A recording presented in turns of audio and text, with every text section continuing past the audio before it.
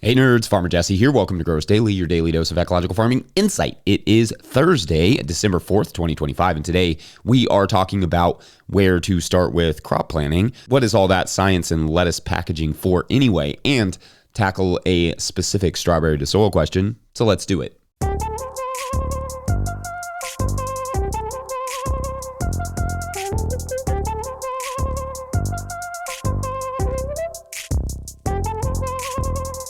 All right, everyone. Happy Thursday. Obviously, my voice is better, but it's not quite all the way back. But that's how it goes. I had laryngitis like a few years ago, and it lasted a few weeks. So this is maybe on a slightly better schedule. We'll see. But I do assume that's kind of what we're up against here. So I guess we will all just have to bear with ASMR Jesse for a little while.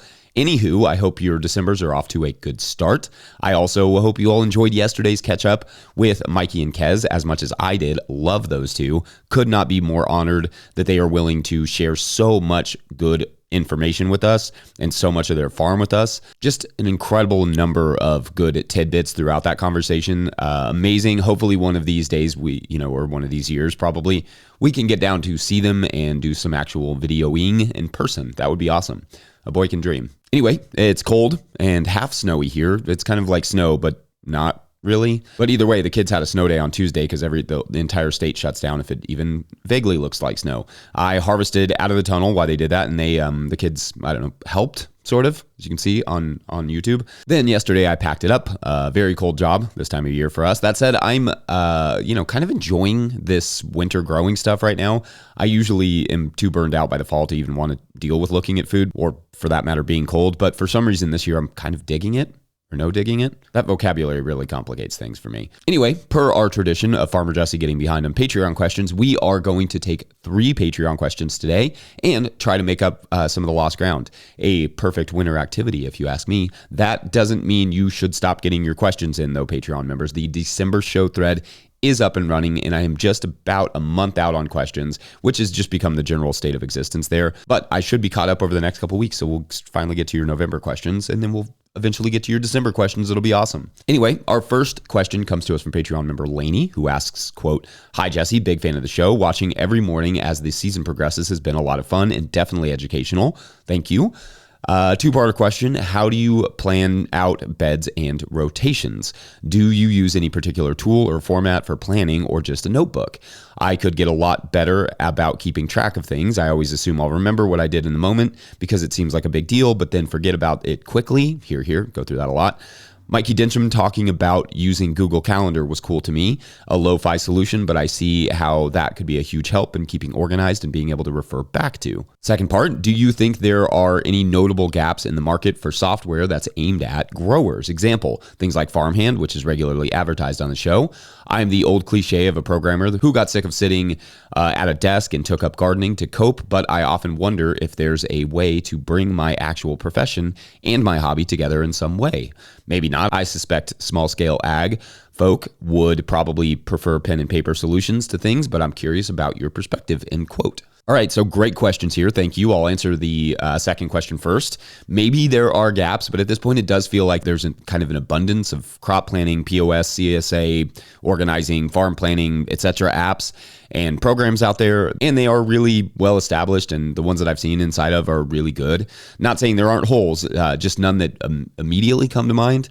I guess I think if there is a gap that I see, it's just that farmers need more alternatives to Facebook groups or Facebook in general. I mean, everyone does really, but something farm specific where people can go talk shop and just shop.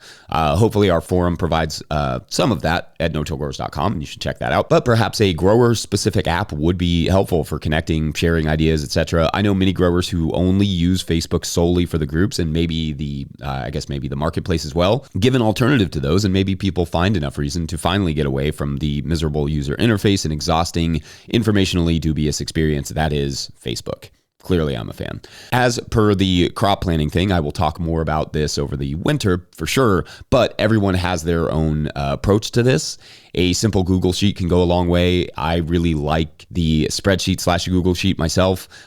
Each line can be a bed, makes it super simple. You can have multiple tabs for each plot or each season or whatever you need. It's shareable. The sky is really the limit there, especially if you have programming or spreadsheet experience. But even if you don't, it's pretty easy to figure out. It's pretty simple. All of that said, when we were first starting out, a notebook was fine too. That worked just as well. It's a little harder to search, obviously, and slower to record, especially once you get to a bigger scale. But it is a totally reasonable approach. It's also nice to have a map and a whiteboard too, just in your wash pack, especially once you get employees. So not only can they see where X bed is to harvest or plant or whatever, but also have the full list of what you're like planting that day next to the map so they can see where it goes and what it is.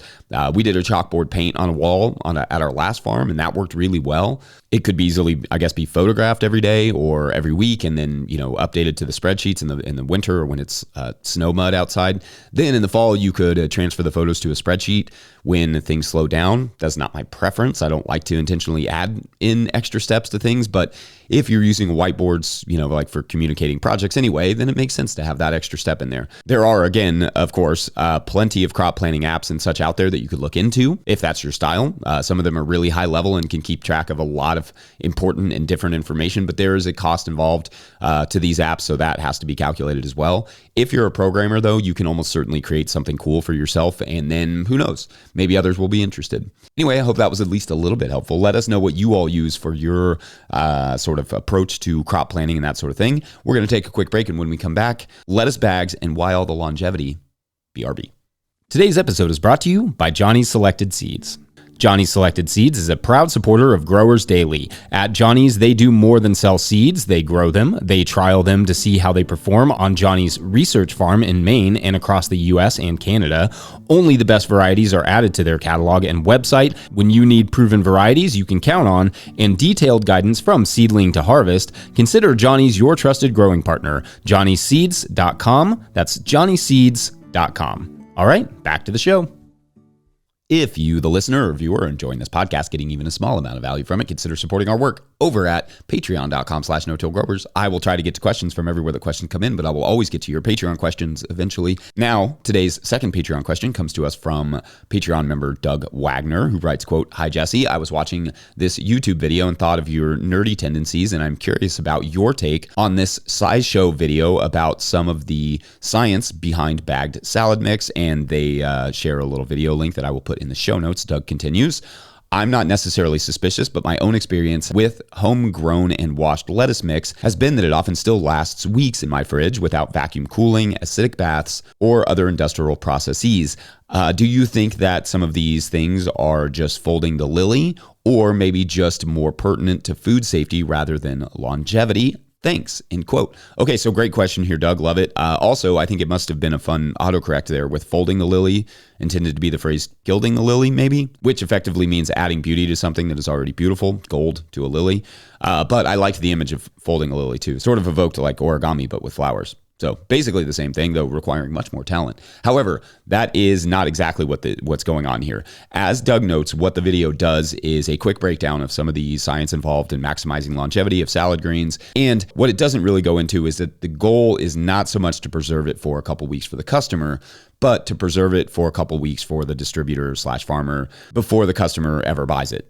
And keep it food safe and all those things, which is a big part of the science as well. Once the customer buys it, however, and opens it, the deterioration really accelerates. But that's not really the problem that the bagging is trying to solve.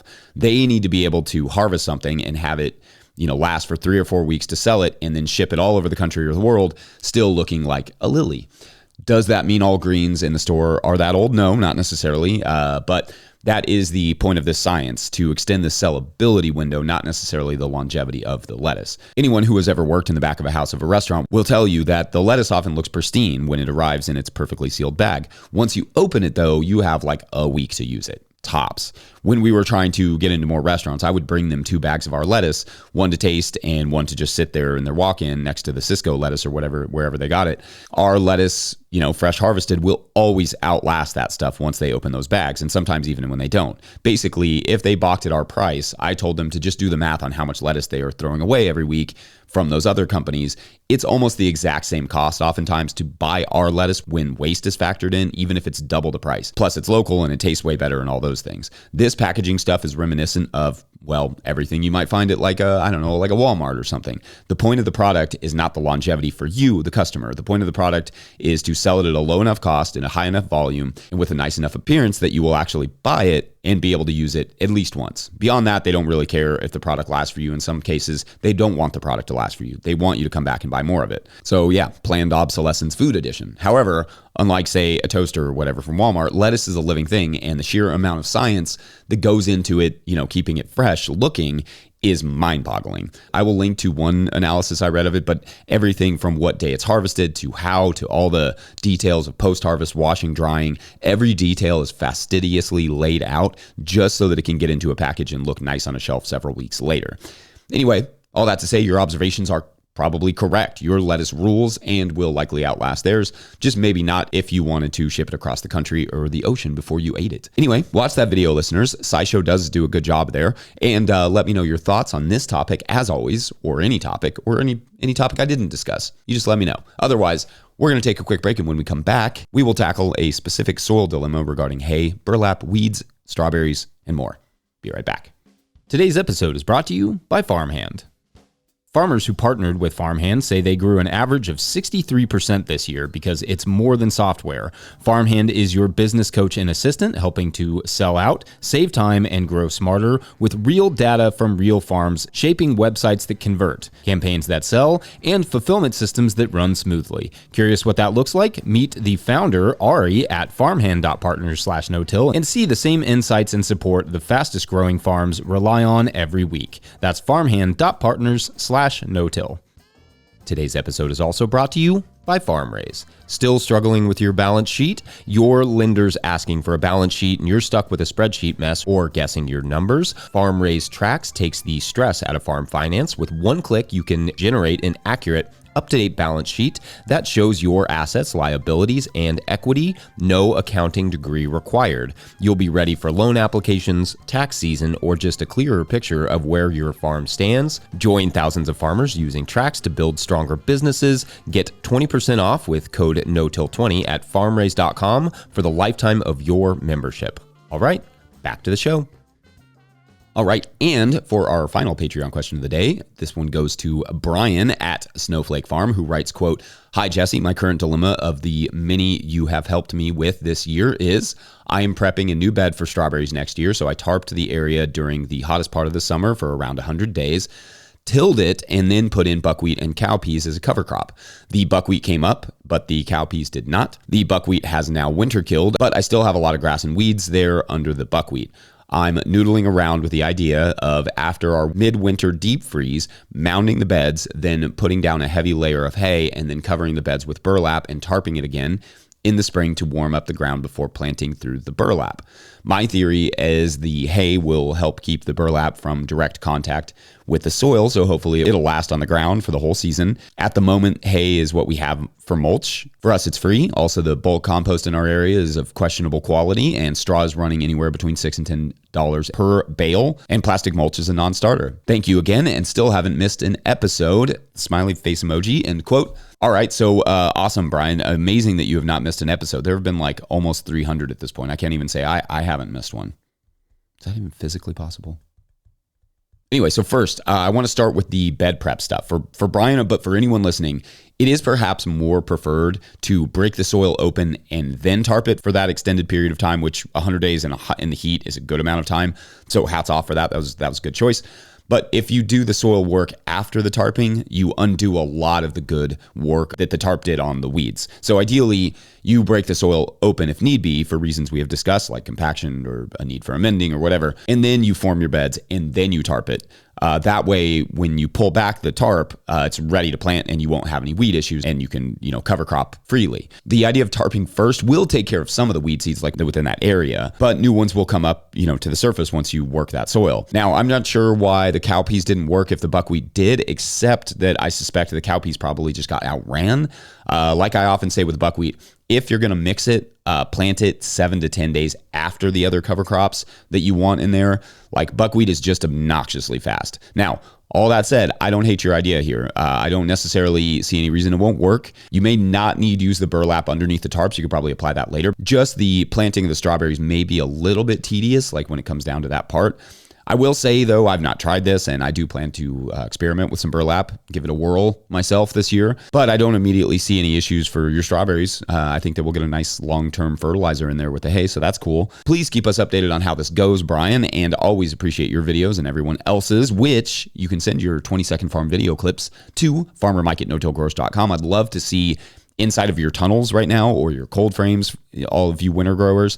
Send us a clip and show it off, or tell us how things went wrong. Mistakes are great teachers, right? Or show us your summer stuff that you've got going down there, Southern Hemisphere folk. Would love to see that. Otherwise, TTYL Thursday. Don't forget, No Till Growers is now officially a nonprofit 501c3, so donations are tax deductible and greatly appreciated. Shouts to everyone who gave to us on Giving Tuesday, but also, it's the end of the year. If you want to get that tax break, now is the time. You can learn more about how to do that in the show notes. Please make sure to like and subscribe and or follow wherever you're getting this podcast. That's an easy way to help us out as well.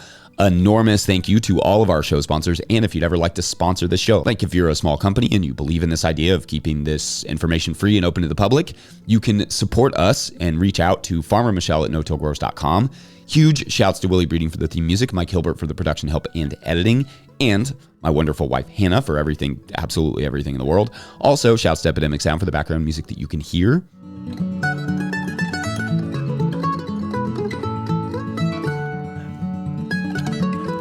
Pick up a hat or a copy of the Living Soul Handbook at no-tillgrowers.com to support our work. Big thank you to everyone over at patreon.com/no-tillgrowers, where at a certain level, or if you just bump up from one level to another, you sign up in the month of December, you get a shout out on the show. So big shout outs today to Fluxion or Fluxion.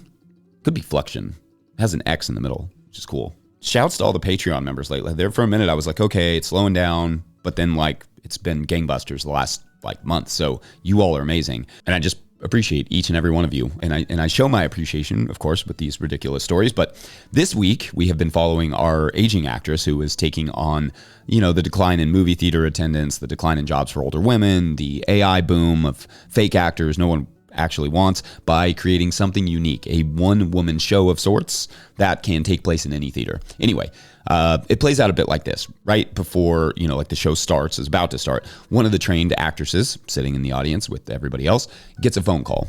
On the screen, a man appears, and the audience gets to hear his side of the conversation.